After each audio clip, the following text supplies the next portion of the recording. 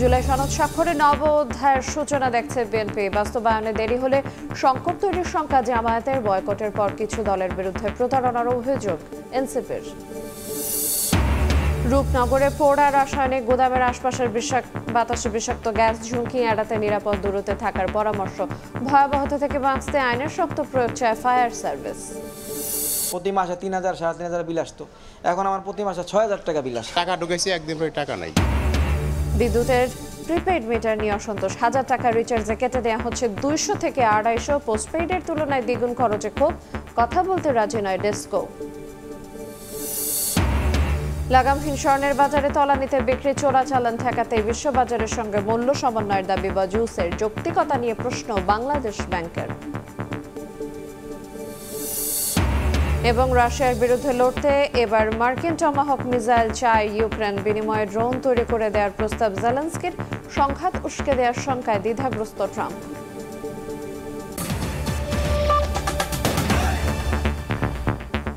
দেখছিলেন শিরোনাম। সকালের সময় সঙ্গে আছি আইরিন আয়াত। নতুন ইতিহাসের সাক্ষী হলো বাংলাদেশ। নানা অনিশ্চয়তা কাটিয়ে সই হলো জুলাই জাতীয় সনদ। দীর্ঘ ৮ মাসের সংলাপ এবং মতৈক্য প্রক্রিয়ার মধ্য দিয়ে চূড়ান্ত সনদে সই করেছে বিএনপি, জামায়াত সহ ২৫টি রাজনৈতিক দল। তবে সনদ সই অনুষ্ঠানে অংশ নেয়নি এনসিপি। জুলাই সনদ সইয়ের মাধ্যমে নতুন বাংলাদেশের জন্ম হলো বলে মন্তব্য করেছেন প্রধান উপদেষ্টা ডক্টর মোহাম্মদ ইউনূস। শুক্রবার নির্ধারিত সময়ের কিছুক্ষণ পরই সংসদ ভবনের দক্ষিণ প্লাজার মঞ্চে হাজির হন ডক্টর মোহাম্মদ ইউনূস। এ সময় তাকে রাজনৈতিক দলের নেতারা অভিবাদন জানান।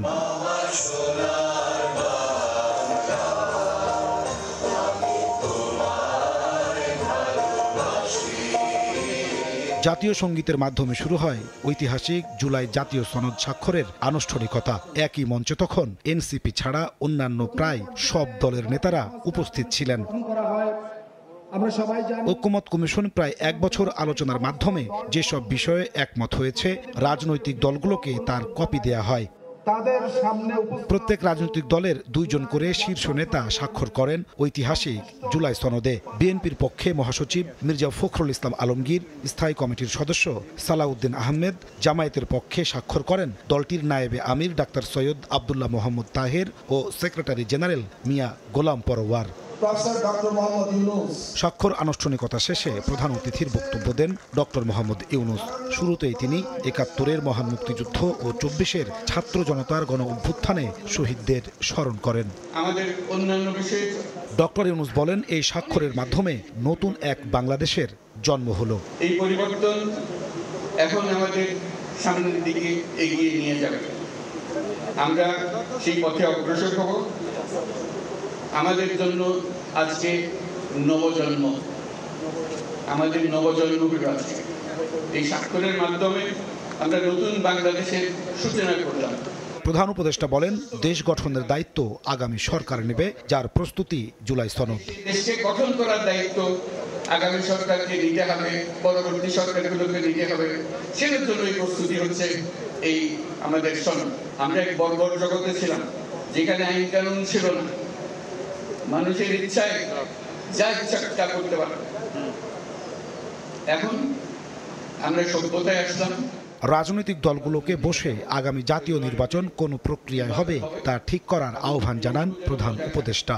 আজকে ঐক্যমত্যে আমরা যেরকম সনদ করলাম, রাজনীতির ব্যাপারেও নির্বাচনের ব্যাপারেও আপনারা রাজনৈতিক নেতারা বসে, বিভিন্ন দলের নেতারা বসে একটা সনদ করেন কিভাবে নির্বাচন করবেন। যেমন তেমন করে নির্বাচন করলে আবার পুরোনো জায়গায় ফিরে যাওয়া, কিছু করে লাভটা কি হলো। কমিশনের সহসভাপতি অধ্যাপক আলী রিয়াজ বলেন, অল্প সময়ের মধ্যেই জুলাই জাতীয় সনদের আইনি ভিত্তি ও বাস্তবায়ন প্রক্রিয়া নিয়ে সরকারকে সুপারিশমালা দেবেন তারা। জুলাই আন্দোলনের মাধ্যমে গড়ে ওঠা দল এনসিপি ছাড়াই অবশেষে স্বাক্ষর হলো বহুল প্রত্যাশিত জুলাই সনদ। রাজনৈতিক দলগুলো এই সনদ বাস্তবায়ন করে শহীদদের আকাঙ্ক্ষিত বাংলাদেশ গড়তে আরও বেশি কার্যকর ভূমিকা রাখবে, এমনই প্রত্যাশা জুলাই শহীদ ও আহতদের। নাজমুস সালেহী, সময় সংবাদ, ঢাকা। জুলাই সনদ স্বাক্ষরের পর প্রতিক্রিয়া জানিয়েছেন বিভিন্ন রাজনৈতিক দলের নেতারা। এর মধ্যে দিয়ে দেশের রাজনৈতিক ইতিহাসে এক নতুন অধ্যায়ের সূচনা হয়েছে বলে মন্তব্য করেছেন বিএনপি মহাসচিব মির্জা ফখরুল ইসলাম আলমগীর। দলটির স্থায়ী কমিটির সদস্য সালাউদ্দিন আহমেদ বলেন, জাতির আকাঙ্ক্ষা পূরণ শুরু হয়েছে। এদিকে সনদ বাস্তবায়নে দেরি হলে রাজনৈতিক সংকট দেখা দিতে পারে বলে শঙ্কা প্রকাশ করেন জামায়াতে ইসলামের নায়েবে আমির সৈয়দ আব্দুল্লাহ মোহাম্মদ তাহের। গোটা জাতির যে আকাঙ্ক্ষা ছিল যে রাষ্ট্রীয় ব্যবস্থার পরিবর্তন, জন আকাঙ্ক্ষা পূরণের জন্য সংস্কার করে, প্রয়োজনীয় সংস্কারগুলো করে সমস্ত রাজনৈতিক দলগুলো সনদ স্বাক্ষরের মধ্য দিয়ে বাংলাদেশের রাজনৈতিক ইতিহাসে একটি নতুন অধ্যায়ের সূচনা হলো। শহীদের আত্মত্যাগ, রক্তদান, এই জাতির আকাঙ্ক্ষা, জনপ্রত্যাশা সবকিছু পূরণের শুরু হলো কেবল। এটা যাত্রা। এগুলো বাস্তবায়নের মধ্য দিয়ে আমরা একটি গণতান্ত্রিক এবং গণতান্ত্রিক সংস্কারের মধ্য দিয়ে রাষ্ট্র কাঠামো আমরা অর্জন করতে পারব। এই জাতি ৫৪ বছরে বারবার যে নানা অপকর্ম অপশাসনের সম্মুখীন হয়েছিল, আজকের এই জাতীয় সনদ আমরা যারা সকলে ঐকমত্যের মাধ্যমে সিগনেচার করেছি, এটা যদি সত্যি অর্থে বাস্তবায়িত হয় তাহলে এখানে রাজনীতির গুণগত পরিবর্তন হবে। এক্ষেত্রে যদি সরকার ডিলে করে বা অন্য কিছু চিন্তা করে তাহলে আবার সেটা একটা জুলাইয়ের সাথে জাতীয় গাদ্দারি হবে এবং নতুন করে রাজনৈতিক সংকট তৈরি হবে। আজকে সমস্ত দলগুলি এগুলোর সাথে ঐক্যমত হয়েছে, আমরাও একমত হয়েছি, কিন্তু আমরা নির্বাচনে গণভোট চাই এবং এটা বাস্তবায়নের সঠিক প্রক্রিয়া চাই। যেসব ব্যাপারে আজকে সনদ স্বাক্ষর করলাম, এগুলো বাস্তবায়নের জন্য ধরুন প্রথম অধিবেশনে অগ্রাধিকারের ভিত্তিতে যাতে জুলাই সনদ আমরা কার্যকর করতে পারি। সরকারের উচিত হবে রাজনৈতিক দল, জনগণ এবং নির্বাচন কমিশন সবাইকে আস্থার মধ্যে নিয়ে আমাদের আগামীতে আমাদের গণভোট এবং জাতীয় নির্বাচনের মধ্য দিয়ে এই যাত্রাটাকে সম্পন্ন করা। যদি একই দিনে গণভোট এবং জাতীয় নির্বাচন হয়, তাহলে গণভোটের মধ্য দিয়ে জনগণ এই জুলাই জাতীয় সনদকে অনুমোদন করবেন, যেটা আগামী জনপ্রতিনিধিদের জন্য একটা বাধ্যতামূলক ব্যাপার হবে, আগামী সংসদের জন্য একটা বাধ্যতামূলক ব্যাপার হবে। আশা করি সরকার একটি অধ্যাদেশের মাধ্যমে এর বাস্তবায়নের জন্য আইনগত ভিত্তি যতটুকু তারাও নিশ্চিত করতে পারে সেই চেষ্টাটি তারাও করে যাবে। পাশাপাশি আমাদের যে রাজনৈতিক কমিটমেন্ট সমগ্র জাতির সামনে, সেটি বাস্তবায়নে সবাই অঙ্গীকারবদ্ধ থাকবে। এদিকে জুলাই সনদ স্বাক্ষর অনুষ্ঠানে অংশ নেয়নি এনসিপি। দলটির আহ্বায়ক নাহিদ ইসলাম অভিযোগ করেন, কিছু রাজনৈতিক দল জনগণকে প্রতারিত করে এই সনদে স্বাক্ষর করেছে। আইনি ভিত্তি ছাড়া জুলাই সনদে সই না করার কথা আগেই জানিয়ে দেয় এনসিপি। শুক্রবার সনদ সই অনুষ্ঠানে অংশ নেয়নি দলটি। ইস্কাটনে এনসিপির নতুন সহযোগী সংগঠন জাতীয় শ্রমিক শক্তির আত্মপ্রকাশ অনুষ্ঠানে দলের আহ্বায়ক নাহিদ ইসলাম অভিযোগ করেন, কিছু রাজনৈতিক দল জনগণের সঙ্গে প্রতারণা করে জুলাই সনদে স্বাক্ষর করেছে। বলেন, ঐক্যের নামে যে সনদে স্বাক্ষর হয়েছে তা কোনোভাবেই জাতীয় ঐক্য নয়। কিছু রাজনৈতিক দল জাতীয় ঐক্যমতের নামে জনগণের সাথে প্রতারণা করে একটি কাগজে সাইন করছে এবং এর নাম তারা দিতে চায় জাতীয় ঐক্য। আমরা মনে করি এটা কোনো জাতীয় ঐক্য নয়। জাতীয় ঐক্য হচ্ছে এখানে যেখানে ছাত্র, শ্রমিক এবং নানান পেশাজীবী মানুষ একত্রিত হয়েছে। এদিকে পঞ্চগড়ের টুনিরহাটে সাংবাদিকদের সঙ্গে এনসিপির উত্তরাঞ্চলের মুখ্য সংগঠক সার্জিস আলমের আলাপেও উঠে আসে জুলাই সনদ প্রসঙ্গ। নামমাত্র সনদে স্বাক্ষর করে নির্বাচনে যাওয়ার চেষ্টার অভিযোগ করেন তিনি। এখানে যে সেফ এক্সিটটা দেখা গিয়েছে, যে কোনো মতে জুলাই সনদ নামকাওয়াস্তে স্বাক্ষর করে নির্বাচনের দিকে যেতে পারলে হইল। এদের সংস্কার হোক আর না হোক, জুলাই সনদের আইনি ভিত্তি থাকুক আর না থাকুক, পরবর্তীতে নির্বাচিত সরকারে সেটা বাস্তবায়ন করুক আর না করুক, তাদের কাজ কোনো মতে স্বাক্ষরটা করে যেতে পারলে হইল। এছাড়াও সংসদ ভবন এলাকায় জুলাই যোদ্ধা ও শহীদ পরিবারের সদস্যদের উপর পুলিশের লাঠিচার্জের ঘটনায় ক্ষোভ প্রকাশ করেন সার্জিস আলম। লাঠিচার্জ করেছে, টিয়ার শেল ছুঁড়েছে, রাবার বুলেট ছুঁড়েছে। তানভীর হাসান মেঘ, সময় সংবাদ, ঢাকা। এবারে অন্য প্রসঙ্গ। রাজধানীর রূপনগরে আগুনে পুড়ে যাওয়া রাসায়নিক গুদামের ভেতরেও বাইরের বাতাসে মিলেছে বিষাক্ত হাইড্রোজেন সালফাইড ও কার্বন মনোক্সাইড গ্যাসের উপস্থিতি। জায়গা ভেদে 60 থেকে 150 ppm পর্যন্ত হাইড্রোজেন সালফার পেয়েছে বোম ডিসপোজাল ইউনিটের গ্যাস ডিটেক্টর। সম্ভাব্য স্বাস্থ্য ঝুঁকি এড়াতে বাসিন্দাদের নিরাপদ দূরত্বে থাকার পাশাপাশি মাস্ক ব্যবহারের পরামর্শ দিয়েছে উদ্ধার কাজে নিয়োজিত সংস্থাগুলো। ঝুঁকিপূর্ণ রাসায়নিক গুদাম না সরালে এমন দুর্ঘটনা বন্ধ হবে না উল্লেখ করে ফায়ার সার্ভিসের মহাপরিচালক বলছেন, রাসায়নিকের ভয়াবহতা থেকে নাগরিকদের নিরাপদ রাখতে প্রয়োজন আইনের শক্ত প্রয়োগ। সাইফুল রুদ্রের রিপোর্ট। 14 অক্টোবর আগুন লাগে রাজধানীর রূপনগরের একটি রাসায়নিক গুদাম ও তৈরি পোশাক কারখানায়। 3 দিন পার হলেও বের হচ্ছে ধোঁয়ার মতো এক ধরনের গ্যাস, যাকে হাইড্রোজেন সালফাইড বলছে উদ্ধার কাজে অংশ নেওয়া সংস্থাগুলো।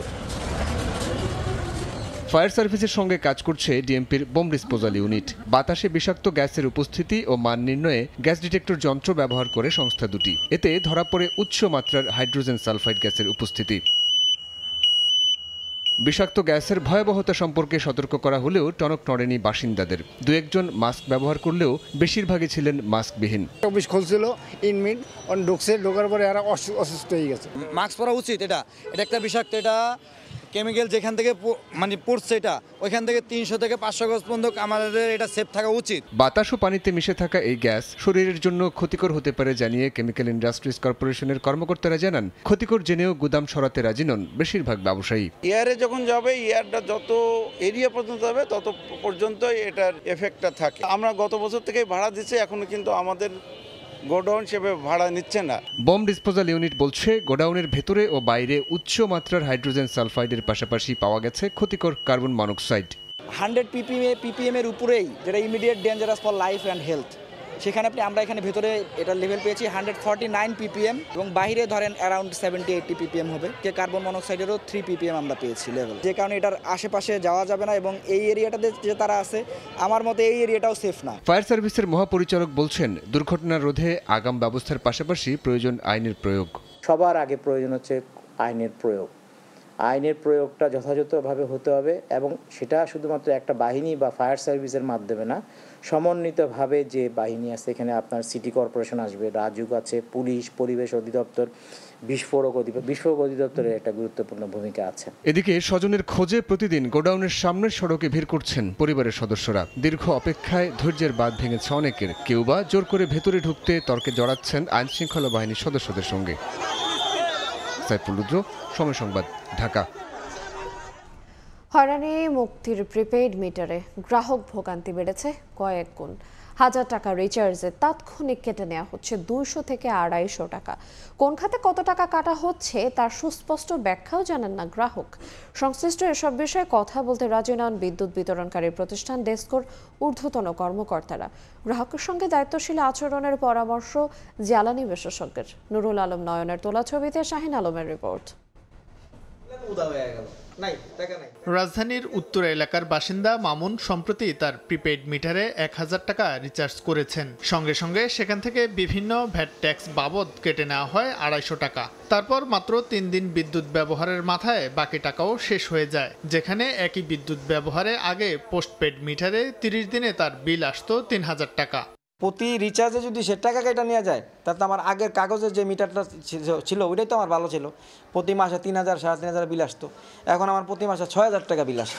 মামুনের মতে এমন অস্বাভাবিক বিলের কবলে দেশের হাজারো মানুষ। প্রিপেইড মিটার বসানোর পর থেকে অতিরিক্ত বিদ্যুৎ বিল কাটার অভিযোগ গ্রাহকদের। আপত্তির ডিমান্ড চার্জ নিয়েও তারা জানান, আগে যেখানে বিদ্যুতের বিল আসতো 1000-1200 টাকা, এখন সেখানে বিল আসে দ্বিগুণেরও বেশি। টাকা ঢুকেছি, একদিন পরে টাকা নাই, অফিসে ফোন দিছি, তারা কোনো রিসিভ করে না। 1000 টাকা ঢুকালে দেখা গেছে যে কখনো 800, কখনো 850, কখনো 750 এরকম টাকা আসতেছে। এত ব্যাটের ভিতরে তো আমি একটা ব্যাটই বুঝলাম যে এটা আমার ও ডিমান্ড চার্জ, আর বাকি এত ব্যাট রিব্যাট এগুলো আমি কোনো কিছুই বুঝি নাই। সার্বিক বিষয়ে ডেসকোর ঊর্ধ্বতন কর্মকর্তাদের সঙ্গে কথা বলার চেষ্টা করা হলেও বারবার সেখান থেকে ফিরে আসতে হয়। জ্বালানি বিশেষজ্ঞ অধ্যাপক ডক্টর এম শামসুল আলমের মতে, ভোক্তাদের সঙ্গে চরম খামখেয়ালি আচরণ করছে বিদ্যুৎ সংশ্লিষ্ট প্রতিষ্ঠানগুলো। অচিরেই গ্রাহকদের অভিযোগ আমলে নিয়ে নিজেদের অবস্থান স্পষ্ট করার আহ্বান জানান তিনি। ভোক্তা অভিযোগকারী, ইউটিলিটিগুলো অভিযুক্ত, তো অভিযুক্তর ব্যাখ্যা দিয়েই যদি বিআরসি তার দায়িত্ব মনে করে শেষ হয়ে গেছে, তাহলে এর থেকে অবিচার আর অনাচার আর কিছু হতে পারে না, এবং এই ব্যাপারে বিআরসি তার দায়িত্ব পালনে ব্যর্থ হয়েছে। মূলত বিদ্যুতের অপচয় নিয়ন্ত্রণ এবং ভুতুরে বিলের হয়রানি থেকে গ্রাহকদের মুক্তি দিতে 2004 সাল থেকে সারা দেশে প্রিপেড মিটার বসানো শুরু হয়। তবে এর মাধ্যমে কিছু ক্ষেত্রে গ্রাহকদের ভোগান্তি দূর হলেও সমাধান হয়নি ভুতুরে বিলের। শাহিন আলম, সময় সংবাদ, ঢাকা। সকালের সময় আরও থাকছে আইসিইউ সার্জারি, গাইনি ওয়ার্ড সহ আধুনিক সুবিধা থেকেও নেই। 6 বছরেও বান্দরবান সদর হাসপাতালের নতুন ভবন চালু না হওয়ায় চরম ভোগান্তি। শিগগিরই সমস্যা নিরসনের আশ্বাস। স্বর্ণের দাম চলতি মাসের প্রথম 14 দিনে দেশের বাজারে 6 বার বেড়েছে, প্রতিবারই ভেঙেছে আগের বারের রেকর্ড। এতে বিক্রি কমলেও বিশ্ববাজারের সঙ্গে তাল মিলিয়ে দাম না বাড়ালে চোরা চালান বাড়তে পারে, এমন শঙ্কা থেকেই মূল্য সমন্বয় করা হচ্ছে বলে দাবি বাজুসের। যদিও বাংলাদেশ ব্যাংকের মতে তুলনামূলক বেশি দাম বাড়াচ্ছে সংগঠনটি। হস্তক্ষেপের সুযোগ রয়েছে বাণিজ্য মন্ত্রণালয়ের। তবে এই ঊর্ধ্বমুখী স্বর্ণমূল্য ইতিবাচক প্রভাব ফেলছে দেশের রিজার্ভে। অন্তরাসনের রিপোর্টে বিস্তারিত। স্বর্ণ ভালোবাসার ভাষা, মূল্যবান এই ধাতু যেন দিন দিন হয়ে উঠছে বিলাসিতার গল্প। দামের ঝলকে গহনার উজ্জ্বলতা বাড়লেও ঝলসে যাচ্ছে ক্রেতার চোখ। কোনো একটা ওকেশনে ছোটোখাটো কানের দুল কেনা যেত, গিফটও দেওয়া যেত। যে হারে বাড়ছে সে হারে মনে হয় না আর আমরা ভবিষ্যতে এরকম কেনাকাটা করতে পারবো। আমার তো মেয়ের বিয়ে এখন, তো আমার তো ওই পারপাসে এখনই কিনতে হবে, দাম মানে যতটুকুই হোক। শুধু অলংকারই নয়, অস্থির বিশ্ব অর্থনীতিতে নিরাপদ বিনিয়োগের মাধ্যম আর বিভিন্ন দেশের রিজার্ভের সঞ্চয় বাড়াতে চাহিদা বাড়ছে স্বর্ণের। আর এতেই চলতি মাসের প্রথম 14 দিনে টানা 6 দফায় 20,948 টাকা বেড়ে 1 ভরি 22 ক্যারেটের দাম দাঁড়িয়েছে 2,16,332 টাকা। মাত্র 1 মাসের ব্যবধানে ভরিতে প্রায় 27,000 আর বছরে বেড়েছে 76,000 টাকার বেশি। দামের ভারে লাগাতার কমছে বিক্রিও। দাম বাড়লে বেচা কিনা কমে যায়।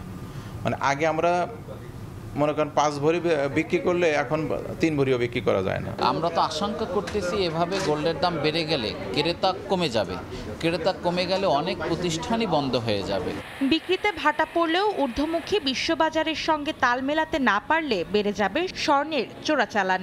এমন শঙ্কা থেকেই দাম সমন্বয় করা হচ্ছে বলে দাবি বাংলাদেশ জুয়েলার্স অ্যাসোসিয়েশন বাজুসের। 3 দিকে ঘেরা হলো ইন্ডিয়া বিশাল মার্কেট। ইন্ডিয়ার সাথে আমাদের ইজি যোগাযোগ। আমাদের এখানে যদি গোল্ডের দাম না বাড়ে, আমাদের এখানে যদি কমে, তাহলে এখান থেকে সব গোল্ড চলে যাবে, ইন্ডিয়াতে চলে যাবে। যদিও বাংলাদেশ ব্যাংক মনে করে অতি সতর্কতায় তুলনামূলক বেশি বাড়িয়ে দাম সমন্বয় করছে বাজুস। চাইলে হস্তক্ষেপ করতে পারে বাণিজ্য মন্ত্রণালয়। গ্লোবাল মার্কেটের সাথে যদি আমি এটা বাংলাদেশের প্রাইসে কম্পেয়ার করি এবং মানে এক্সচেঞ্জ রেট হিসাব করে, তাতে মনে হচ্ছে বাংলাদেশের রেটটা একটু বেশি আছে। এখানে সুযোগ আছে বাণিজ্য মন্ত্রণালয় এখানে হস্তক্ষেপ করার, যে রেট কেন তোমরা মানে আভ্যন্তরীণ বাজারে এরকম রেট ধার্য করতেছে। দাম নির্ধারণের মান নিয়ে বিতর্ক থাকলেও ঊর্ধ্বমুখী স্বর্ণমূল্য দেশের রিজার্ভ শক্তিশালী করছে বলে মন্তব্য কেন্দ্রীয় ব্যাংকের। গোল্ডের পরিমাণ যত বাড়তে থাকবে, মূল্য যত বেড়ে থাকবে, রিজার্ভে তার একটা পজিটিভ ইম্প্যাক্ট হবে। অন্যান্য মানে সেন্ট্রাল ব্যাংকের তুলনায় আমাদের গোল্ডের পরিমাণ যেহেতু তুলনামূলকভাবে অনেক কম, যার কারণে ইম্প্যাক্টটা অত সহজে দৃশ্যমান হয় না আমাদের। মার্কিন ফেডারেল রিজার্ভের সুদহার কমানোর ইঙ্গিত, রুশ ইউক্রেন যুদ্ধ আর মধ্যপ্রাচ্যের অস্থিরতায় নিজের কদর বাড়িয়ে তোলা স্বর্ণের দাম 1 মাসে প্রতি আউন্সে বেড়েছে প্রায় $650। অন্তরা সেন, সময় সংবাদ, ঢাকা। সুবিধা সম্বলিত নতুন এই ভবন। শোলকান্তিনাথের ছবিতে এনে জাকিরের রিপোর্ট। 2019 সালে শুরু হয় বান্দরবান সদর হাসপাতালের নতুন 250 শয্যা বিশিষ্ট ভবন নির্মাণের কাজ। এরই মধ্যে শেষ হয়েছে মূল অবকাঠামো নির্মাণ। 2024 সালের ডিসেম্বরে প্রকল্পের মেয়াদ শেষ হওয়ার পর হাসপাতালটি চালু করতে না পারায় আবারও 1 বছর মেয়াদ বাড়ানো হয়েছে। তারপরও এখনো চালু করতে পারেনি কর্তৃপক্ষ। সংশ্লিষ্টরা বলছেন, ICU, CCU, isolation, surgery, gynae ward সহ সব ধরনের আধুনিক সুবিধা থাকলেও মিলছে না জেলাবাসীর। অন্যদিকে বর্তমান 100 শয্যার ভবনে রোগীদের স্বাস্থ্যসেবা চলছে নানা সংকটে। শিগগিরই ভবন চালুর দাবি এলাকাবাসীর। যে পরিমাণ রোগী এখানে হয়, অনেক সময় ফ্লোরের মধ্যে রোগীদেরকে রাখানো হয়। হাসপাতালে নতুন বিল্ডিং হওয়ার পরও আমরা পুরনো বিল্ডিং এ পর্যাপ্ত সেবা পাচ্ছে না। বান্দরবানের একমাত্র একটি হাসপাতাল আছে বান্দরবান সদর হাসপাতাল, ওটি অনেক ছোট এবং ডাক্তারেরও সংকট রয়েছে। কিছু ডিসিশনের প্রকৃতিতে আমরা বিলম্বিত হচ্ছি, এই জন্য নাহলে আমরা তো আগেই বুঝিয়ে দিতে পারতাম। কর্তৃপক্ষ বলছে প্রশাসনিক জটিলতায় এখনো নতুন ভবন চালু সম্ভব হয়নি, তবে শিগগিরই চালুর আশ্বাস সংশ্লিষ্ট কর্মকর্তার। প্রশাসনিক অনুমোদন হলে জনবল যদি নিয়োগ হয়ে যায় তখন আমরা এটা চালু করতে পারবো। চালু করলে বান্দরবানবাসীর জন্য আমরা এখানে উন্নত একটা স্বাস্থ্যসেবা নিশ্চিত করতে পারবো বলে আমি বিশ্বাস করি। বান্দরবান সদর হাসপাতালের 5 তলা নতুন ভবন নির্মাণে ব্যয় ধরা হয়েছে 36 কোটি 48 লাখ টাকা। এন.এ. জাকির, সময় সংবাদ, বান্দরবান। কক্সবাজার উপকূলে লবণ চাষ এক সময় ছিল গর্বের পেশা। আজ তা চাষিদের ঘরে ঘরে বয়ে আনছে নীরব কান্না। দাম নেই, ক্রেতা নেই, মাঠে পড়ে আছে 8 থেকে 10 লাখ মেট্রিক টন লবণ। চাষিদের দাবি সামনে নভেম্বরে শুরু হবে নতুন মৌসুম, অথচ এর আগেই লবণ আমদানির পায়তারা করছে একটি চক্র। যদিও বিসিক বলছে চাষিদের স্বার্থ রক্ষায় কাজ করছে সরকার। বিস্তারিত জানাচ্ছেন সুজাউদ্দিন রুবেল। কক্সবাজারের বিস্তীর্ণ উপকূল জুড়ে একসময় লবণ চাষ ছিল গর্বের পেশা। সূর্যের তাপে সাদা সোনা ফলিয়ে জীবিকা নির্বাহ করতেন হাজারো মানুষ, কিন্তু আজ সেই লবণই যেন হয়ে উঠেছে বোঝা। ঘরে ঘরে লবণ চাষিদের নীরব কান্না। ৬৯,০০০ একর জমিতে ৪১,০০০-এর বেশি চাষি লবণ উৎপাদনে নিয়োজিত। ২০২৪-২৫ মৌসুমে উৎপাদনের লক্ষ্যমাত্রা ধরা হয়েছিল ২৬,১০,০০০ মেট্রিক টন। অর্জন হয় ২২,৫১,০০০ মেট্রিক টন, যা ৬৫ বছরের মধ্যে দ্বিতীয় সর্বোচ্চ। তবুও ঘাটতি দেখিয়ে আমদানির দাবি উঠছে। এই মুহূর্তে যদি বিদেশ থেকে লবণ আমদানি করা হয় তাহলে আমাদের মুশকিলই, কোনো লবণ শসা কোনো নামবে না, চাষিরা মাঠে নামবে না, চাষিরা নিরুৎসাহিত হয়ে যাচ্ছে, মুখ ফিরিয়ে নিচ্ছে লবণ থেকে। বাজার থেকে কেজি লবণ আমরা কিনে খাচ্ছি 50 টাকা, পক্ষান্তরে আমরা লবণ উৎপাদন করে পার কেজি বিক্রি করতেছি 5 টাকা, আর 45 টাকা কোথায় যায় সে বিষয়ে আমরা জানি না। চাষিদের দাবি, মাঠে ও গুদামে পড়ে আছে 8 থেকে 10 লাখ মেট্রিক টন অবিকৃত লবণ, অথচ বেসিকের হিসেবে মজুদের পরিমাণ মাত্র 5 লাখ মেট্রিক টন। এই গড়মিলের প্রশ্ন উঠছে, চক্র বিশেষ কি পরিকল্পিতভাবে লবণ আমদানি করতে চাইছে? কিছু অসাধু লবণ আমদানিকারক ঢাকা শহরে আছে, তারা আর কক্সবাজারের গুটি কয়েক লোকের সমন্বয়ে বিসিকরে মিসগাইড করে সচিবালয় থেকে একটা উল্টাপাল্টা জরিপ করেই রিপোর্টটা দিয়ে জাস্ট পারমিশনটা নিয়ে তারা লবণটা আমদানি করতে চাচ্ছে। তবে বেসিক বলছে মজুদের রিপোর্টে কোনো গড়মিল নেই। সরকার কাজ করছে চাষিদের স্বার্থ রক্ষায়। মজুদের যে বিষয়টা, এটা আমরা মাঠ পর্যায়ে সব তথ্য সংগ্রহ করেই এটা করে থাকি, আমরা তালিকাও করি কার কাছে কতটুকু মজুদ আছে। এটা আমাদের ইনফরমেশনটা যথেষ্ট অথেন্টিক। এখানে আসলে যারা এগুলো বলতেছে যে এত লাখ মেট্রিক আছে, এটা আসলে হিসাব সঠিক নয়। আগামী নভেম্বরে শুরু হচ্ছে নতুন মৌসুম। লক্ষ্যমাত্রা 26,18,000 মেট্রিক টন। কিন্তু পুরনো লবণের বাজারজাত না হলে নতুন লবণের ভবিষ্যৎ নিয়েও দুশ্চিন্তায় চাষিরা। সুজাউদ্দিন রুবেল, সময় সংবাদ, কক্সবাজার। সকালের সময় আরও থাকছে, কুখ্যাত যৌন নিপীড়ক অ্যাপস্টেইনের সঙ্গে সম্পর্ক সহ নানা অভিযোগে রাজকীয় জীবনের সমাপ্তি। ডিউক অফ ইয়র্ক উপাধি ছাড়তে বাধ্য হলেন প্রিন্স অ্যান্ড্রু। নিজে চাঁদপুর চট্টগ্রাম রুটে যাত্রী বাড়লেও মাত্র 2 জোড়া ট্রেন দিয়ে চলছে রেলওয়ের কার্যক্রম। যাত্রীদের অভিযোগ, পুরনো বগি, ইঞ্জিন ও ত্রুটিপূর্ণ লাইনে নিশ্চিত হচ্ছে না পরিপূর্ণ সেবা। দুর্ভোগ লাঘবে রেল মন্ত্রণালয়ে চিঠি দিয়েছে জেলা প্রশাসন। নাইমুল ইসলাম নীরবের ছবিতে ফারুক আহমেদের রিপোর্ট।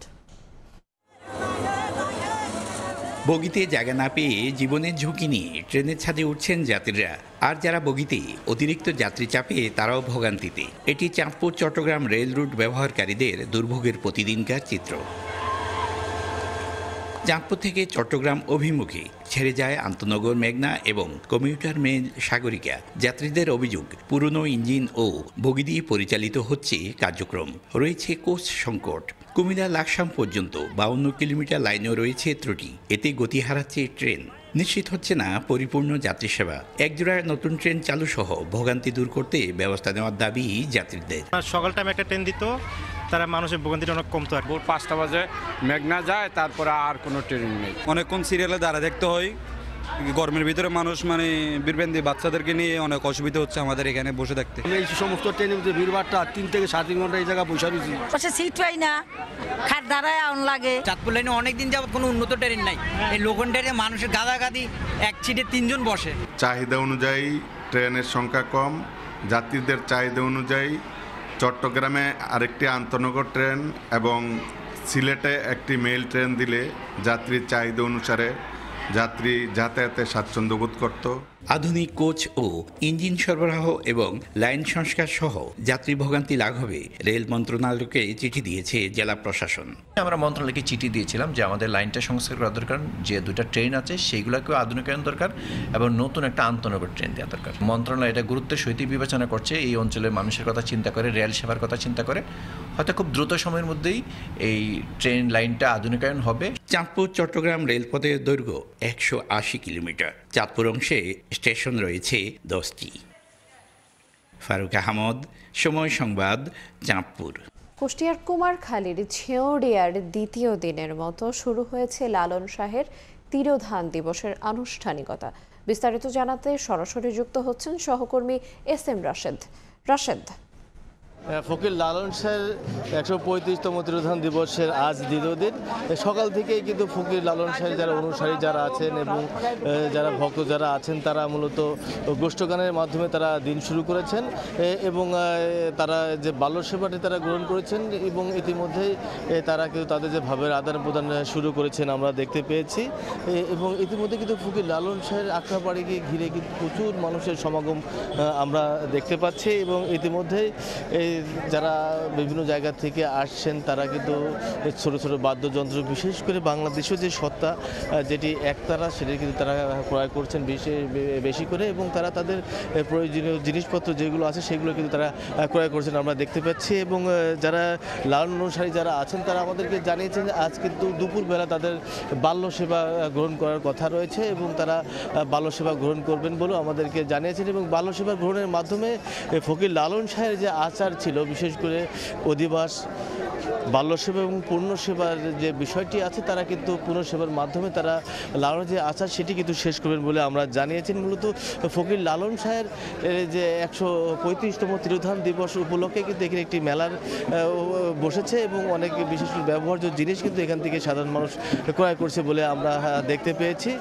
এবং এছাড়া ফকির লালন শাহের মাজার কেন্দ্রিক এবং ফকির লালন শাহের যে ধাম রয়েছে এই ধাম কেন্দ্রে কিন্তু প্রায় 800 আইন শৃঙ্খলা রক্ষাকারী বাহিনী কিন্তু তারা নিরাপত্তা দিচ্ছেন বলে আমরা জানতে পেরেছি। এবং বিশেষ করে কুষ্টিয়া জেলা প্রশাসক আমাদেরকে জানিয়েছেন যে বিশেষ করে লালন অনুসারী এবং অনুরাগী যারা আছে তাদের কিন্তু যারা তাদের আসর যাতে তারা নির্বিঘ্নে পালন করতে পারে সেই বিষয়ে কিন্তু তারা সব ধরনের ব্যবস্থা গ্রহণ করেছেন। বিশেষ করে এখানে তাদেরকে থাকার ব্যবস্থা, তাদের নিষ্কাশনের ব্যবস্থা থেকে শুরু করে সব ধরনের ব্যবস্থা কিন্তু জেলা প্রশাসনের পক্ষ থেকে গ্রহণ করেছে বলে আমরা জানতে পেরেছি। কুষ্টিয়া পুলিশ সুপার আমাদেরকে জানিয়েছেন যে যেহেতু কুষ্টিয়ার আমাদের এখান থেকে যারা সাধারণ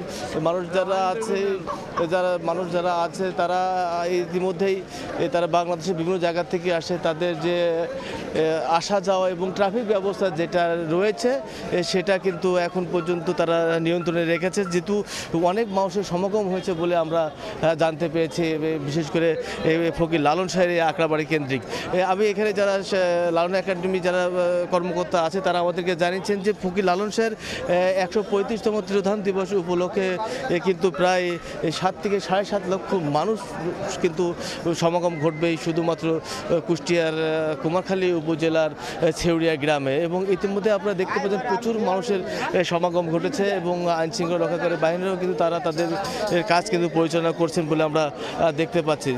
তো এছাড়া আমি এখানে যারা লালন অনুসারী ভক্ত যারা আছে তারা আমাদেরকে যেটি জানাচ্ছেন যে আসলে জায়গা অনেক কম থাকার কারণে কিন্তু এখন পর্যন্ত তাদের কিন্তু মাথায় পর্যন্ত কিন্তু আমাদের এখানে যারা আসছে তারা কিন্তু জানাচ্ছে যে আসলে জায়গার তুলনায় কিন্তু অনেক মানুষের এখানে রয়েছে এবং তাদের বিশেষ করে পয় নিষ্কাশন ব্যবস্থা, তাদের থাকার ব্যবস্থা কিন্তু অনেক সমস্যার সৃষ্টি হচ্ছে বলে আমাদেরকে জানিয়েছেন এখানে যারা লালন ভক্ত এবং অনুসারীরা আছে। এবং মূলত লালন যারা অনুসারী যারা আছে তাদের যে আসন, সেই আসনও কিন্তু সংকুলন এবং সংকট দেখা দিয়েছে বলে আমাদেরকে জানিয়েছেন। কারণ তাদের যে জায়গা এবং তাদের যে বসার জায়গা এবং তাদের যে বিভিন্ন বাংলাদেশের বিভিন্ন যারা শিশু যারা আসবে তাদের সাথে যে তাদের ভাবের আদান প্রদানের যে পরিবেশটা, সেটা কিন্তু বিঘ্নিত হচ্ছে বলে আমাদেরকে জানিয়েছেন এখানে যারা লালন ভক্ত এবং অনুসারী যারা আছেন। তো কুষ্টিয়ার ফকির লালন শাহের 135তম তিরোধান দিবস উপলক্ষে এই ছিল আমার কাছে সর্বশেষ তথ্য। আমরা সরাসরি যুক্ত ছিলাম কুষ্টিয়া থেকে। ব্রাহ্মণবাড়িয়ায় ধীর গতিতে চলছে 9 ব্রিজ প্রকল্পের কাজ। এতে দুর্ভোগ পোহাতে হচ্ছে 3 ইউনিয়নের বাসিন্দাদের। ঠিকাদারদের গাফিলতিকে দায়ী করেন এলাকাবাসী। এই অবস্থায় জনদুর্ভোগ লাঘবে ঠিকাদারি প্রতিষ্ঠানকে দ্রুত সময়ের মধ্যে কাজ বাস্তবায়নের তাগিদ দিয়েছে এলজিইডি ও জেলা প্রশাসন। হৃদয় পালের ক্যামেরায় উজ্জ্বল চক্রবর্তীর রিপোর্ট। 4 বছর ধরে শুধু নির্মাণ করা হয়েছে সেতুর পিলার। 2021 সালে ব্রাহ্মণবাড়িয়ার নাসিরনগর, চাতলপাড় এবং সরাইলের ঔরাইল ও কিশোরগঞ্জের অষ্টগ্রাম পর্যন্ত 14 কিলোমিটার সড়ক ও সেতু নির্মাণের উদ্যোগ নেয় এলজিইডি। সড়কটির উপর দিয়ে 9টি সেতু নির্মাণে ঠিকাদারের কাজ পায় হাসান এন্টারপ্রাইজ এবং মুস্তফা কামাল এন্টারপ্রাইজ। কিন্তু ঢিমেতালে সেতু নির্মাণের কাজ চলায় দুর্ভোগের শেষ নেই এলাকাবাসীর। অনেক সময় ডুবে যায়, অনেক সময় বয় সব কিছু বুঝে যায়। আমরা সামনে কিছু বললে ওরা আমাদের জাতাপাতা জারি বাড়ি দেয়, অনেক ধরনের বিভিন্ন ধরনের হুমকি দেয়। ব্রিজের ইট বালু সিমেন্ট গুলো যে দিয়ে তৈরি করতেছে আসলে এগুলো লো কোয়ালিটির। আমরা এরপর যাইতে পারতাছি না, আমরা ছাত্ররা যাইতে পারতাছে না, যা কষ্টে করতেছি। ঠিকাদার এবং যে কন্ট্রাক্টর ব্রিজের তারা একদম নিম্নমানের কাজও করতেছে এবং সময় মতো কাজ আগাইয়ে নিতেছে না। এই অবস্থায় জনদুর্ভোগ লাঘবে ঠিকাদারি প্রতিষ্ঠানকে দ্রুত সময়ের মধ্যে কাজ বাস্তবায়নের তাগিদ দিয়েছে এলজিডি ও জেলা প্রশাসন। এখন একটু বর্ষা, হয়তো আমরা সেপ্টেম্বরের মাঝামাঝিতে কাজটাকে ফুল সুইংয়ে চালানোর চেষ্টা করব। ঠিকাদারি যে আইন শৃঙ্খলা আছে সেইগুলোর মধ্যে এনে তাকে আমরা চাপের মধ্যে রেখেছি, আশা করি যে সে কাজ করে দিবে। এদিকে নির্দিষ্ট সময়ের মধ্যেই সেতুগুলো এলজিডির কাছে হস্তান্তর করা হবে বলে দাবি ঠিকাদার প্রতিষ্ঠান দুটির। যখন আমি লাস্ট ফিনিশিংয়ে গেলাম, যাওয়ার পরে ওইখানের এলাকার কিছু দুষ্ট লোকজন হুমকি দিয়ে হয়রানি করে আমার লোকজন ওইখান থেকে বিতাড়িত করে দিয়েছে। গভর্নমেন্ট তো আর খালি খালি ঠিকাদারদেরকে কাজ দেয় না, তাদের ক্যাপাসিটি দেখেই কাজ দেয়। 9 ব্রিজ প্রকল্পের ব্যয় ধরা হয়েছে 108 কোটি টাকা, আর মেয়াদ 2026 সালের জুন পর্যন্ত। উজ্জ্বল চক্রবর্তী, সময় সংবাদ, ব্রাহ্মণবাড়িয়া। খাগড়াছড়ির দুর্গম মহালছড়িতে খানাখন্দ সড়কে যাতায়াতে চরম ভোগান্তিতে লেবুছড়ি উচ্চ বিদ্যালয়ের শিক্ষার্থীরা। কাপ্তাই লেকের পানি বাড়লে তলিয়ে যায় একমাত্র এই রাস্তাটি। সড়কটি দ্রুত সংস্কারের দাবি শিক্ষক শিক্ষার্থীদের। জিতেন বড়ুয়ার পাঠানো তথ্য এবং ছবি নিয়ে রিপোর্ট। 1975 সালে খাগড়াছড়ির মহালছড়িতে লেমুছড়ি উচ্চ বিদ্যালয় প্রতিষ্ঠা করা হয়। এরপর 1990 সালে এমপিওভুক্ত হয় শিক্ষা প্রতিষ্ঠানটি। তবে স্কুলটিতে যাতায়াতের সড়কটি খানাখন্দে ভরা, এতে চরম ভোগান্তি পোহাতে হচ্ছে শিক্ষক ও শিক্ষার্থীদের। এছাড়া কাপ্তাই লেকের পানি বাড়লে তলিয়ে যায় একমাত্র রাস্তাটি। এতে 4 থেকে 5 মাস ব্যাহত হয় পাঠদান কার্যক্রম। দ্রুত রাস্তা ও বিদ্যালয়ের ছাত্রাবাস নির্মাণের দাবি শিক্ষক, শিক্ষার্থী ও স্থানীয়দের। কাপ্তা বাদে যখন পানি আসে তখন হাঁটু পর্যন্ত পানি হয়, তাই আমরা নৌকা দিয়ে আসি। নৌকা দিয়ে আসার সময় আমাদের অনেক দুর্ঘটনা ঘটে। রাস্তাটা খুবই ভাঙাচোরা, এটা যদি একটু ঠিক হয় তাহলে আমাদের স্কুলে আসতে অনেক ভালো হয়। আমাদের যদি একটা ছাত্র বা ছাত্রী নিবাস থাকতো অনেক সুবিধা হতো। স্কুলটা একটু বিচ্ছিন্ন এলাকায়, সে কারণে আমাদের স্কুলে কোনো বাউন্ডারি ওয়াল না থাকার কারণে আমরা একটু অনিরাপদে ভুগি। দীর্ঘ 50 বছরে যেমন উন্নতি হওয়ার কথা ছিল, কিন্তু সেরকম কোনো উন্নতির ছোঁয়া আমরা দেখতে পাইনি। রাস্তা যদি একটু উঁচু করা হয় তাও এলাকার জন্য, ছাত্রছাত্রীর জন্য অত্যন্ত ভালো হবে, বিদ্যালয়ের জন্য সার্বিক উন্নয়ন ভালো হবে। সড়কটি সংস্কারের আশ্বাস স্থানীয় সরকার প্রকৌশল বিভাগের। পরপর 2 বন্যায় যেভাবে প্লাবিত হচ্ছে, কিন্তু আমাদের 2টা রাস্তায় ডুবে যাচ্ছে। এখন বিল্ড চিলিং আছে, যখন কার্পেটিং করবো ওটা আমাদের মাথায় আছে, ওটা ডিজাইন আমরা পরিবর্তন করবো, হাইট বাড়াতে হবে। লেবুছড়ি উচ্চ বিদ্যালয়ে প্রায় 2000 শিক্ষার্থী রয়েছে। সময় সংবাদ, খাগড়াছড়ি। কাপ্তাই হ্রদে নতুন 7 প্রজাতির মাছের সন্ধান মিলেছে বাংলাদেশ মৎস্য গবেষণা ইনস্টিটিউট BFRI এর গবেষণায়। এসব মাছের উৎপাদন বৃদ্ধির পরামর্শ দিয়েছে মৎস্য বিষয়ক গবেষণা সংস্থাটি। যদিও জেলেদের দাবি এর মধ্যে হারিয়ে গেছে সরপুঁটি, সাদা ঘনিয়া, পোয়া, ফাইসা সহ কয়েক প্রজাতির মাছ। রাঙামাটি থেকে হেফাজত সবুজের তথ্য, রাজীব দাসমন্নার ছবিতে রিপোর্ট। কাপ্তাই হ্রদ ৭২৫ বর্গ কিলোমিটারের বিশাল জলাধার, দেশের মিঠা পানির মাছের অন্যতম উৎস। একসময় কার্প জাতীয় মাছের ভান্ডার খ্যাত এই হ্রদ হারাতে বসেছে সেই জৌলুস। জালে আগের মতো ধরা পড়ে না মাছ, ছোট বড় মিলিয়ে দেখা মেলে ১৫-২০ প্রজাতির মাছের। জেলেদের দাবি হ্রদ থেকে এরই মধ্যে হারিয়ে গেছে সরপুঁটি, সাদা ঘনিয়া, পোয়া, ফাইসা সহ কয়েক প্রজাতির মাছ। ফোফা মাছ ছিল, বড় বড় ফাঁসিয়া মাছ ছিল, ওগুলো তখন দেখা যাচ্ছে না, অনেক মাছ বিলুপ্ত হয়ে গেছে। বেশি আপনার তেলাপিয়া, কালিবস, মিগেল, লুই, এগুলা কালিগনি, রুই, আপনার ওই আইর মাছ, এগুলাই প্রজাতির মাছ, এগুলাই আসে। এমন বাস্তবতায় কাপ্তাই হ্রদের মাছের প্রজাতি নিয়ে দীর্ঘ ৪ বছর ধরে চলা গবেষণার প্রতিবেদন প্রকাশ করেছে বাংলাদেশ মৎস্য গবেষণা ইনস্টিটিউট BFRI, যেখানে নতুন আরো 7 প্রজাতির মাছের সন্ধান মিলেছে। নতুন মাছের প্রজাতিগুলো হচ্ছে টরবারাকি, স্পিরেটা আউরেলা, বাইলাস বেনেলেন্সিস এবং চিংড়ির নতুন 4টি প্রজাতি আমরা কাপ্তাই লেকে সন্ধান লাভ করেছি। 60-এর দশকে প্রমত্তা কর্ণফুলী নদীতে বাঁধ দিয়ে তৈরি করা হয় এই কৃত্রিম হ্রদ, যেখানে মাছ ধরে জীবিকা নির্বাহ করে প্রায় 26,000 জেলে। সময় সংবাদ, রাঙামাটি। দেখছেন সকালের সময়। এবার দেশের বাইরের খবর। ইউক্রেন যুদ্ধ নিয়ে আবারও মুখোমুখি বৈঠক করেছেন ডোনাল্ড ট্রাম্প ও ভলোদিমির জেলেনস্কি। যুদ্ধের সহায়তা এবার মার্কিন প্রেসিডেন্টের কাছে দূরপাল্লার টমাহক ক্ষেপণাস্ত্র চেয়েছেন ইউক্রেনের প্রেসিডেন্ট। বিনিময়ে যুক্তরাষ্ট্রের জন্য ড্রোন প্রস্তুতের প্রস্তাব দেন জেলেনস্কি। তবে টমাহক দিলে যুদ্ধ আরও বাড়াবে বলে আশঙ্কা প্রকাশ করেন ট্রাম্প। বলেন, রাশিয়া ইউক্রেন শান্তি চুক্তির সম্ভাবনা আছে। রুশ প্রেসিডেন্ট ভ্লাদিমির পুতিনের সঙ্গে 2 ঘন্টার ফোন আলাপের পর হাঙ্গেরিতে নতুন শীর্ষ বৈঠকের ঘোষণা দেন তিনি। তবে সেখানে জেলেনস্কি থাকবেন না। গাজা যুদ্ধের পর ফের রাশিয়া ইউক্রেন যুদ্ধ বন্ধে মনোযোগী হয়েছেন মার্কিন প্রেসিডেন্ট। দুই দেশের নেতার সঙ্গে ফোনালাপ ও বৈঠকে পার করছেন ব্যস্ত সময়। এরই পরিপ্রেক্ষিতে শুক্রবার হোয়াইট হাউসে ইউক্রেনের প্রেসিডেন্ট ভলোদিমির জেলেনস্কির সঙ্গে বৈঠক করেন ডোনাল্ড ট্রাম্প। যুদ্ধবন্ধের উদ্দেশ্যে প্রয়োজনীয় পদক্ষেপ নিয়ে আলোচনা করেন দুই নেতা। বৈঠকে ট্রাম্পের কাছ থেকে দ্বিপাক্ষিক নিরাপত্তার নিশ্চয়তা চান জেলেনস্কি, যাতে ইউক্রেনের জনগণ নিশ্চিন্ত থাকতে পারে। পুতিন বাহিনীর বিরুদ্ধে শক্তভাবে রুখে দাঁড়াতে যুক্তরাষ্ট্রের কাছে দূরপাল্লার টমাহক ক্ষেপণাস্ত্র চান ইউক্রেনের প্রেসিডেন্ট। এর বিনিময়ে ইউক্রেনে মার্কিন ড্রোন উৎপাদনের প্রস্তাব দেন জেলেনস্কি। তার প্রস্তাবে কিছুটা আগ্রহ দেখালেও টমাহক ক্ষেপণাস্ত্র দেয়া নিয়ে দ্বিধা প্রকাশ করেন ট্রাম্প। বলেন, কিয়েভকে দূরপাল্লার এই অত্যাধুনিক ক্ষেপণাস্ত্র সরবরাহ করা হলে মস্কো একে উস্কানিমূলক পদক্ষেপ হিসেবে দেখতে পারে, যা যুদ্ধকে আরও বাড়িয়ে তুলতে পারে বলে শঙ্কা প্রকাশ করেন। নিশ্চিত করতেও টমাহক প্রয়োজন বলে উল্লেখ করেন তিনি। আমাদেরও টমাহক চাই। আমরা এমন কিছু দিতে চাই না যা আমাদের দেশ রক্ষার জন্য দরকার। আমি চাই এই যুদ্ধ শেষ হোক।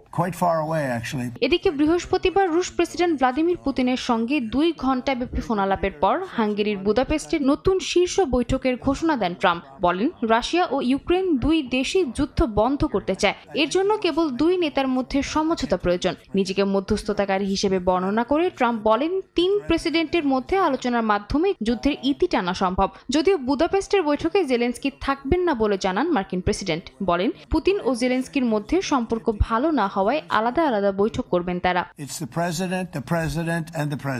সাদিয়া তাসনিম, সময় সংবাদ। হামাস এখনই অস্ত্র ত্যাগ করতে রাজি নয়, স্পষ্ট জানিয়ে দিয়েছেন গোষ্ঠীটির রাজনৈতিক ব্যুরোর সদস্য মোহাম্মদ নাজ্জাল। দোহায় রয়টার্সকে দেয়া সাক্ষাৎকারে বলেন, এই মুহূর্তে তাদের মূল লক্ষ্য গাজা পুনর্গঠন করা। এর মধ্যে যুদ্ধবিধ্বস্ত গাজার জন্য 5 বছর মেয়াদী পুনর্গঠন পরিকল্পনা ঘোষণা করেছেন ফিলিস্তিনের প্রধানমন্ত্রী মোহাম্মদ মুস্তাফা। মার্কিন প্রেসিডেন্ট ডোনাল্ড ট্রাম্প জানিয়েছেন, শিগগিরই আব্রাহাম অ্যাকর্ডস আরও সম্প্রসারিত হবে, যাতে সৌদি আরবও সংযুক্ত হবে বলে আশাবাদী তিনি। এদিকে এখনও স্বজনদের মৃতদেহ খুঁজে বেড়াচ্ছেন ফিলিস্তিন ও ইসরায়েলের সাধারণ নাগরিকরা। রোববার রাফা ক্রসিং খুলে দেওয়ার ঘোষণা দিয়েছে ইসরায়েল। রাত দিন বোমাবর্ষণ আর ইসরায়েলি বাহিনীর স্থল অভিযানে ধ্বংসস্তূপে পরিণত অবরুদ্ধ গাজা উপত্যকা। জাতিসংঘের তথ্য বলছে 2 বছরের যুদ্ধে প্রায় 55 মিলিয়ন টন ধ্বংসস্তূপ জমেছে, যা মিশরের 13টি গিজা পিরামিডের ওজনের সমান। এই ধ্বংসস্তূপ সরিয়ে চলছে স্বজনদের খুঁজে বের করার চেষ্টা। খান ইউনিসে ভারী যন্ত্রপাতি ব্যবহার করে ইসরায়েলি জিম্মিদের মরদেহ উদ্ধারের কাজ চলছে। ইসরায়েলিদের হস্তান্তর করা মৃতদেহের মধ্য থেকে স্বজনদের খুঁজে বেড়াচ্ছেন ফিলিস্তিনিরাও। রোববার নাগাদ রাফা সীমান্ত ক্রসিং খুলে দেওয়ার ঘোষণা দিয়েছে ইসরায়েল। চুক্তির প্রথম ধাপ অনুযায়ী এটি গত বুধবার খোলার কথা ছিল, কিন্তু হামাসের দেরিতে মরদেহ হস্তান্তরের কারণে তা স্থগিত হয়। এর মধ্যে যুদ্ধবিধ্বস্ত গাজার জন্য 5 বছর মেয়াদী পুনর্গঠন পরিকল্পনা ঘোষণা করেছেন ফিলিস্তিনি প্রধানমন্ত্রী মোহাম্মদ মুস্তাফা, যার আনুমানিক ব্যয় প্রায় 67 বিলিয়ন মার্কিন ডলার। এ প্রকল্পে 18টি খাতের 56টি উপপ্রোগ্রাম অন্তর্ভুক্ত থাকবে, যার মধ্যে রয়েছে আবাসন, সামাজিক সেবা ও অবকাঠামো। মুস্তাফা বলেন, প্রথম ধাপে 6 মাসের জরুরি পুনরুদ্ধার, তৃতীয় ধাপে 3 বছরের পুনর্গঠন এবং তৃতীয় ধাপে দীর্ঘমেয়াদী পুনর্গঠন কার্যক্রম চলবে। দোহায় বার্তা সংস্থা রয়টার্সকে দেয়া সাক্ষাৎকারে হামাসের রাজনৈতিক ব্যুরোর সদস্য মোহাম্মদ নাজ্জাল জানান, তারা 3 থেকে 5 বছরের দীর্ঘমেয়াদী যুদ্ধবিরতিতে রাজি, তবে এখনই অস্ত্র সমর্পণে রাজি নয়। তিনি আরও জানান, হামাস বন্দি বিনিময়, যুদ্ধবিরতি ও গাজায় ত্রাণ প্রবেশের সম্মতি দিয়েছে, কিন্তু অস্ত্র হস্তান্তর সংক্রান্ত ধারা নিয়ে এখনও সিদ্ধান্ত নেয়নি। আলোচনা সাপেক্ষে এ বিষয়ে সিদ্ধান্ত নেওয়া হবে বলে জানান তিনি। অন্তর্বর্তী সময়ে গাজায় প্রযুক্তি নির্ভর বেসামরিক প্রশাসন থাকলেও নিরাপত্তার জন্য হামাস মাঠে উপস্থিত থাকবে বলে জানান নাজ্জাল। এই যে আপনি নিরস্ত্রীকরণের কথা বলছেন, তার মানে কি? অস্ত্রগুলো কেন, কাকে হস্তান্তর করা হবে? ইসরায়েল কি তার পারমাণবিক অস্ত্রগুলো জমা দেবে? কেন ইরানকে পারমাণবিক অস্ত্র ধ্বংসের কথা বলা হয় অথচ ইসরায়েলকে তা বলা হয় না? এদিকে শিগগিরই আব্রাহাম অ্যাকর্ডসের পরিসর বাড়ানোর আশা করছেন মার্কিন president Donald Trump. Fox business নেটওয়ার্ককে দেয়া সাক্ষাৎকারে তিনি বলেন, সৌদি আরব এই চুক্তির সঙ্গে যুক্ত হলে অন্যান্য আরব দেশও তাদের পদচিহ্ন অনুসরণ করবে। মধ্যপ্রাচ্যে শান্তি প্রতিষ্ঠার জন্য এটি উল্লেখযোগ্য একটি পদক্ষেপ হবে বলে আশাবাদ জানান ট্রাম্প। সাদিয়া তাসনিম, সময় সংবাদ। কুখ্যাত যৌন নিপীড়ক জেফ্রি এপস্টেইনের সঙ্গে সম্পর্ক নিয়ে দীর্ঘদিনের সমালোচনার মুখে রাজকীয় পদবি ও সম্মানসূচক ডিউক অব ইয়র্ক উপাধি ছাড়তে বাধ্য হয়েছেন প্রিন্স অ্যান্ড্রু। রাজা তৃতীয় চার্লস ও পরিবারের সঙ্গে আলোচনার পরই এই সিদ্ধান্তের কথা জানান তিনি। রাজপরিবারের ভাবমূর্তি রক্ষায় এমন পদক্ষেপ নিয়েছেন বলে জানালেও সব অভিযোগ অস্বীকার করছেন অ্যান্ড্রু। বাকিংহাম প্যালেসের বিবৃতি অনুযায়ী তাৎক্ষণিকভাবে সিদ্ধান্তটি কার্যকর হয়েছে। সমাজে গুরুত্বপূর্ণ অবস্থান থাকলেও আড়ালে ভয়ঙ্কর যৌন নিপীড়ক মার্কিন ধনকুবের জেফ্রি এপস্টেইন। বহু বছর ধরে এই ব্যক্তির সঙ্গে সম্পর্ক এবং যৌন নির্যাতনের অভিযোগে বিতর্কের মুখে ডিউক অফ ইয়র্ক উপাধি ত্যাগের সিদ্ধান্ত নিয়েছেন প্রিন্স অ্যান্ড্রু। বাকিংহাম প্যালেসের বিবৃতি অনুযায়ী রাজা চার্লস ও পরিবারের ঘনিষ্ঠ সদস্যদের সঙ্গে আলোচনা করেই নিজের উপাধি ছাড়ার সিদ্ধান্ত নেন প্রিন্স অ্যান্ড্রু। শুক্রবার বিবৃতিতে তিনি বলেন, তার বিরুদ্ধে ওঠা অভিযোগে রাজপরিবারের মর্যাদা ক্ষুণ্ণ হয়েছে, তাই ডিউক অফ ইয়র্ক সহ সব রাজকীয় সম্মাননা ত্যাগ করছেন তিনি। যদিও নিজের বিরুদ্ধে ওঠা সব অভিযোগ দৃঢ়ভাবে অস্বীকার করেন রাজা তৃতীয় চার্লসের ভাই প্রিন্স অ্যান্ড্রু। 2019 সালে জেফ্রি এপস্টেইনের সঙ্গে সম্পর্ক নিয়ে বিবিসিকে দেয়া সাক্ষাৎকারের পর থেকে নানা জটিলতার মুখোমুখি হতে শুরু করেন তিনি। এর আগে ও পরে যুক্তরাষ্ট্রে ভার্জিনিয়া জুফ্রের দায়ের করা মামলায় তার বিরুদ্ধে একাধিক যৌন নির্যাতনের অভিযোগ ওঠে। জুফ্রের দাবি, এপস্টেইন তাকে কিশোরী অবস্থায় অ্যান্ড্রু সহ অনেকের কাছে পাঠাতেন। এসব অভিযোগ অস্বীকার করলেও আদালতের বাইরে 2022 সালে জুফ্রের সঙ্গে সমঝোতায় পৌঁছান বলে জানায় গণমাধ্যম। জুফ্রের অভিযোগ, এপস্টেইনের ব্যক্তিগত দ্বীপ, ম্যানহাটনের ম্যানশন ও লন্ডনের বাড়িতে তাকে একাধিকবার নিপীড়ন করে অ্যান্ড্রু। এর মধ্যে লন্ডনের বাড়িটি ছিল অ্যান্ড্রুর বান্ধবীর। মামলাগুলোর কারণে সামরিক পদবি হারান রাজা চার্লসের ভাই। অপসারিত হন চ্যারিটি সংগঠনগুলোর দায়িত্ব থেকেও। সরকারি কার্যক্রম সীমিত করে দেয় বাকিংহাম প্যালেস। তবে বিতর্ক শুধু এপস্টেইন পর্যন্ত সীমিত নয়। সাম্প্রতিক তদন্তে উঠে এসেছে চীনা নাগরিক ইয়াং তেংবোর সঙ্গে তার সম্পর্ক। ব্রিটিশ আদালতের নথি অনুযায়ী ইয়াং ছিলেন সন্দেহভাজন চীনা গুপ্তচর, যিনি 2011 থেকে অ্যান্ড্রুর ঘনিষ্ঠ বাণিজ্যিক পরামর্শক হিসেবে কাজ করেন। 2024 সালের ডিসেম্বরে প্রকাশিত আদালতের নথিতে দেখা যায়, ইয়াং যুক্তরাজ্যের সম্ভাব্য বিনিয়োগকারীদের সঙ্গে বৈঠকে অ্যান্ড্রুর প্রতিনিধি হিসেবে কাজ করতেন, যদিও ইয়াং অভিযোগ অস্বীকার করেছেন। রাজপ্রাসাদের সূত্র বলছে রাজা চার্লস ছাড়াও প্রিন্স উইলিয়াম ও পরিবারের অন্যান্য সদস্য উপাধি ত্যাগের সিদ্ধান্তে একমত ছিলেন। এই সিদ্ধান্ত কার্যকরের পর অ্যান্ড্রুর সাবেক স্ত্রী সারা ফার্গুসন এখন কেবল নিজ নামে পরিচিত হবেন। তবে তাদের দুই কন্যা প্রিন্সেস বিয়াট্রিস এবং ইউজিনের উপাধিতে কোনো পরিবর্তন আসছে না। অ্যান্ড্রু উইন্ডসরের রয়্যাল লজে নিজস্ব ভাড়াটিয়া চুক্তিতে বসবাস করবেন। তবে রাজপরিবারের বড় কোনো অনুষ্ঠানে তাকে আর দেখা যাবে না। সাদিয়া তাসনিম, সময় সংবাদ। দেখছেন সকালের সময়। বাংলাদেশ ওয়েস্ট ইন্ডিজ ওয়ানডে সিরিজের খবর। 2027 বিশ্বকাপের সমীকরণ সামনে রেখে ওয়েস্ট ইন্ডিজের বিপক্ষে মাঠে নামবে বাংলাদেশ। ব্যর্থতা আর মাঠের বাইরের চাপ একপাশে রেখে আত্মবিশ্বাস নিয়ে ক্যারিবিয়ানদের মোকাবেলা করার পরামর্শ হেড কোচ ফিল সিমন্সের। কালো উইকেটে আবারও চ্যালেঞ্জ থাকবে ব্যাটারদের উপর বলেও মত তার। আর জয় দিয়ে সিরিজ শুরু করতে মুখিয়ে ওয়েস্ট ইন্ডিজ উইকেট নিয়ে না ভেবে কন্ডিশনের সঙ্গে মানিয়ে নিয়ে সেরা ক্রিকেট খেলার পরামর্শ Caribbean head coach Darren Samir. ম্যাচটি শুরু হবে দুপুর 1:30টায়। সম্প্রতি সবচেয়ে বাজে সময়টা কাটাচ্ছে টিম বাংলাদেশ। মাঠের পারফরমেন্সে যাচ্ছে তাই অবস্থা। মাঠের বাইরেও শুনতে হচ্ছে কড়া সমালোচনা। সমর্থকরা তো বিমানবন্দরে দোয়ধ্বনি দিয়েছে ক্রিকেটারদের। সমালোচনার চাপে পিষ্ট হলেও থেমে থাকার সুযোগ নেই। গুরুত্বপূর্ণ ওয়ানডে সিরিজে প্রতিপক্ষ ওয়েস্ট ইন্ডিজ।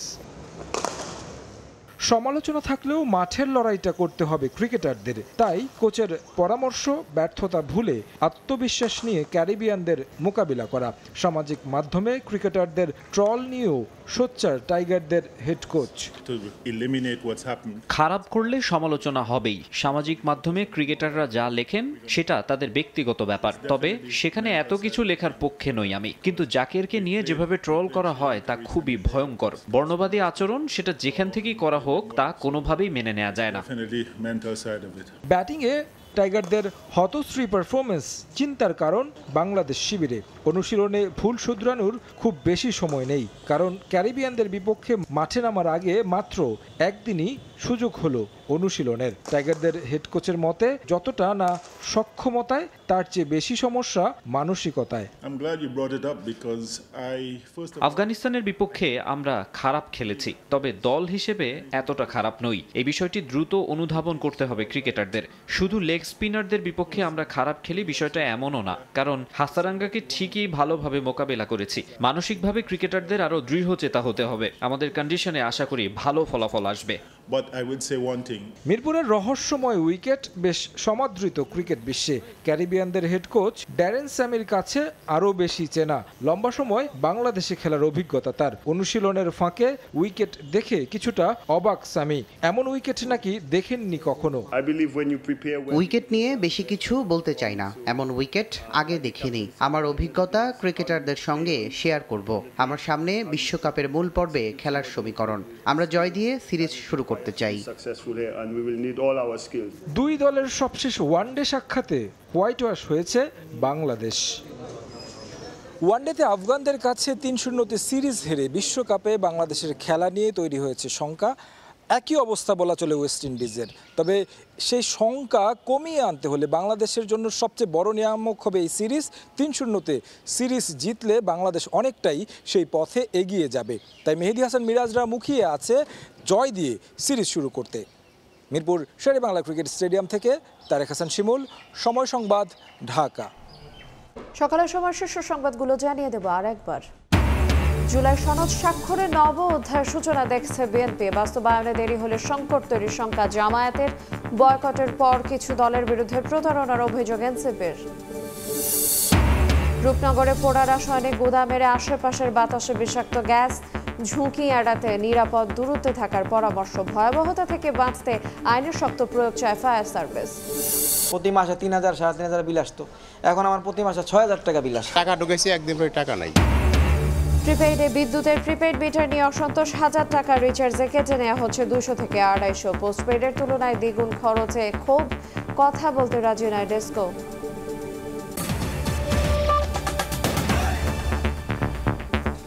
এই ছিল সকালের সময়। আন্তর্জাতিক সময়ের সঙ্গে থাকবেন সহকর্মী আমিরুল ইসলাম আলিফ।